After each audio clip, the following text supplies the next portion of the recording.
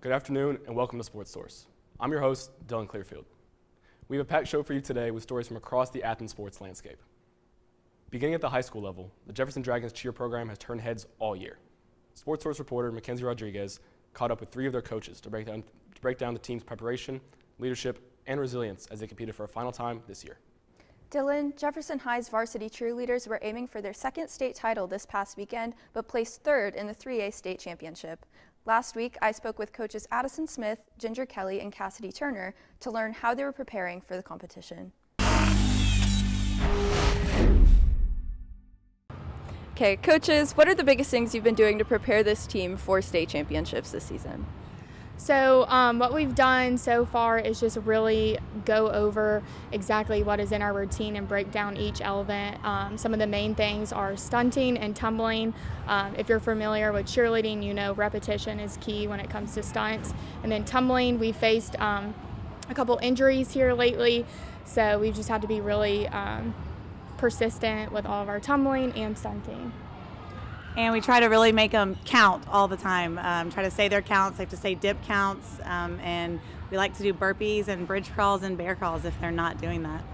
And just really work on execution, so like them being super tight and them knowing their counts, like she said, really plays a big part in their score. So. With new leadership, what do you think have been the biggest differences or changes you've seen over the team or through the team over the course of this season so far? So I was not familiar with Jefferson cheerleading before I came here, so I can't speak on what they've done in the past. But one of the things that I have admired about this team is just how close-knit they are. When we come to practice, sometimes it can be aggravating as coaches, but the bond that all these girls share with laughing and just having a good time together is something that I find really special for this team. And I think they really love each other, and I think they trust us. I don't know that they trusted the process or trusted us in the beginning, but I think they've really kind of turned the corner and they trust what we're telling them and they believe that we're in it for the right reasons and we're doing the right thing. And kind of bouncing off of what they said, they are so close that they play around, but as soon as we tell them, hey, let's get it together, let's start working, they'll snap right out of it. And I think that shows a lot about leadership. They want to be here, they want to work hard. And just last piece of advice, what do you think is the biggest takeaway that they should keep in mind before they perform this weekend? I would say the biggest takeaway is just to see how far they've come this season and how they've grown individually and as a team, whether that's through their tumbling, stunting, or just in general. And then the biggest thing for this weekend is just to go out there and give it their all. They've worked so hard this season, and I want to see it for them to have a good outcome in this weekend. Yeah, and they need to remember the details, the small counts, the little things that judges are looking for. The judges aren't really necessarily looking at the overall picture, they're looking at the small, finite details that we've really been focusing on, and to go out and have a party and just have so much fun on the floor. I think also just go out there and have fun, give it your 110%, don't leave anything off the floor and just work your hardest, because we've worked all season for this point. Just go out there and give it your all and have fun. Okay. Thank you, coaches. Thank you. After two runner-up finishes in 19 and 20, Jefferson's cheerleaders were eyeing a state title again in 2024. Even with their third place finish, the team and their brand new coaching staff are showing promise as they finish first in Region 8. They took the mat for the last time on Saturday at the Macon Coliseum. Back to you, Dylan. Wow, Mackenzie, that Jefferson squad is impressive. Winning a region title and finishing third in Class 3A is a great start for these new coaches. It seems like they should be a powerhouse for years to come. Up next, we got the story of a local football star who took an unorthodox path to success. You don't want to miss this. We'll be right back after a quick break. Welcome back to Sportsource. We're back with another exciting profile story. This time, we're shining the spotlight on a local high school sports star. Sportsource reporter Evan Waldman joins us now. He had the opportunity to talk with Clark Central High School's dual-threat quarterback Hezekiah Mylander. Evan, what can you tell us about this rising athlete? Thanks, Dylan. Clark Central is looking to make a serious push in this year's playoff, and quarterback Hezekiah Mylander is a big reason why. I got the chance to talk to Mylander to discuss his transfer from Arizona and his aspirations for the future. Here, Hezekiah Mylander, senior here at Clark Central, quarterback. What were the biggest challenges for you moving from Arizona to here at Clark Central? Just kind of trying to find people I was gonna bond with. really. Just finding people, good role models, like hang around the right people around here. So that's pretty much been the biggest thing. Yeah, obviously you're in your first year here at Clark Central. What has been the best experience for you, and how has the experience been, and would you change anything about the past year or so? The best experience is probably just playing on Friday Night Lights with my boys, with my dogs. You know, just coming on this field every day and warming up and seeing all the energy and just getting hype with them. It's probably the best thing. Describe some of the differences in style of play, style of coaching from your home back in Arizona to here in Georgia. Just kind of more on top of what I'm doing with my feet work and my reads, going through my reads, progression, stuff like that. Just being able to watch film, things like that. Just more strategic with it. Obviously, you're committed to play at Boise State to continue your football career. What was the recruitment process like, and what about the Boise State program and culture made them the right fit for you? It was kind of slow at first. You know, I had one offer at first at whole sophomore year, whole junior year, and then it kind of blew up a little bit while I came out here. It was kind of big. It was big time. Boise State was definitely a place I knew was going to be top. Like right when I got the offer, it felt different. You know, I just was throwing in front of them. I made different type of throws, and I went down there for my visit, and it was just home. It just felt comfortable, and I just felt comfortable there. Were there any schools that made the decision tough to go to Boise State?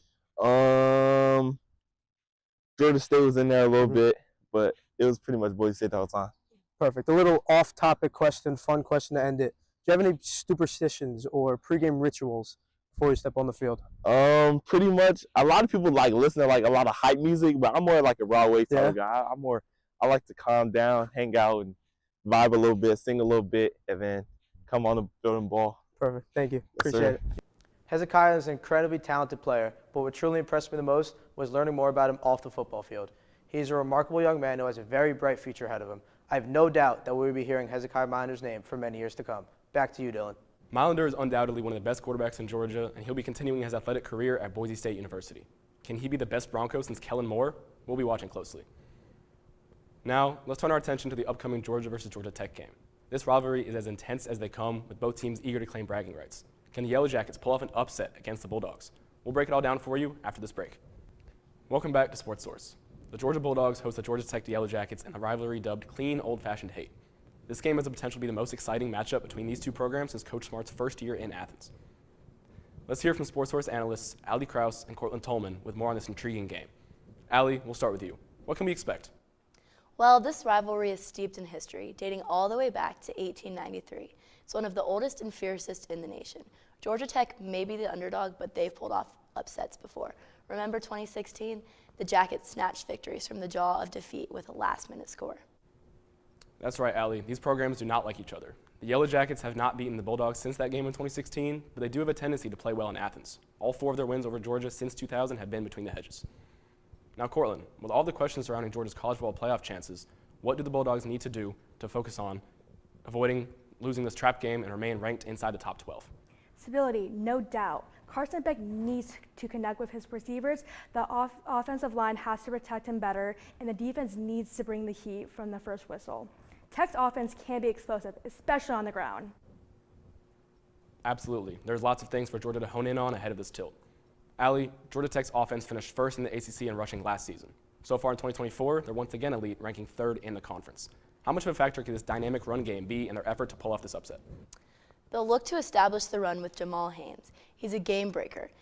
And keep an eye on Eric Singleton Jr. He's a threat both receiving and on returns. If Georgia Tech can control the clock and capitalize on big plays, they could make this one an interesting. And don't sleep on Malik Rutherford either, who leads Tech in receiving yards and ranks 10th among all ACC wideouts. Also, keep an eye on the quarterback situation.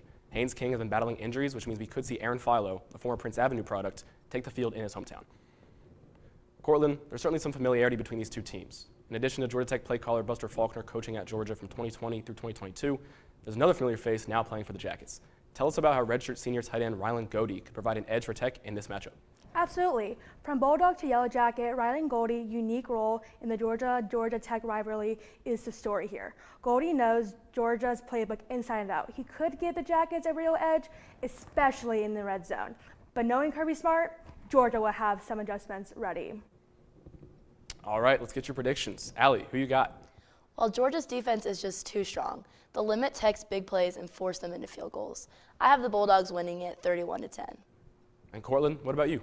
Well, rivalry games often throw us curveballs. I agree with Allie about the strengths of Georgia's defense and the momentum they have coming into the game. I have 31-10, Georgia as well. This should be a fun one. Thanks, Allie and Cortland. All right, folks, that's all the time we have. Don't miss this classic rivalry game Friday night at 7:30 at Sanford Stadium. In our last segment, we take a look at a talented freshman who could lead the Georgia men's basketball team to new heights. Stick with us after our final break to find out more. Welcome back to Sportsource. After a decade-long NCAA tournament drought, the Georgia men's basketball team is undefeated and generating serious buzz this season. Could a star freshman be the key to their success? Sportsource reporter Alicia Hamilton joins us now. Alicia, you took to the streets to see what UGA students had to say. What do they think about this exciting newcomer? Dylan, freshman Asa Newell exploded onto the scene at Stegman Coliseum, tying Dominique Wilkins' freshman debut record with 26 points and leading Georgia to an 83-78 victory over Tennessee Tech. Could he be the next face of UGA basketball? We asked students on campus. Here's what they had to say. Freshman Asa Newell just tied Dominique Wilkins' freshman debut record with 26 points. Do you think he's the next face of UGA basketball? I think he definitely could be. You know, there's some big shoes to fill, especially with Anthony Edwards being so close to being on the team, but I think he could be the next one. I'm excited to see what he does. He's a beast. He can get into the paint whenever he wants. He can dominate the offense. He can be a main ball handler, go off the pick and roll, pass it off if he has to. Double team comes, he can find the open man, do what he does. Yeah. I think he really could be. 26 points, that's pretty crazy in your debut as a true freshman. So I can't wait to see what he'll do here. Anthony Edwards was really good when he was here, so I think we got some big shoes to fill. He definitely is. 26 points is a lot.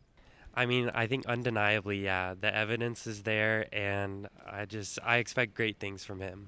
I think so. I feel like 26 points is a lot. I think he'll probably do great things in the future. Yeah, I do. He's had a really good season, so I think he's going to do great things, and he could definitely become the face of UGA basketball. Honestly, yeah, 26 points is a lot for a freshman. I think he most definitely could be. Most definitely 26 points. Like, you don't see that often from a rookie. Definitely, I think a 5-star athlete coming to UGA basketball is huge. So, yeah, most definitely. Yeah, I mean, he seems like a great player. I'm on the dance team at UGA, so I go to all the basketball games. So I'm excited to support the team this season. And I don't know, from watching the games, it looks like he's doing a pretty great job. I don't know about face because, Anthony Edwards is here, a bunch of great guys. But he does look really good. He was 26-11 against Tennessee Tech, I think, last game. I also saw him play in the UCF scrimmage. He was super physical.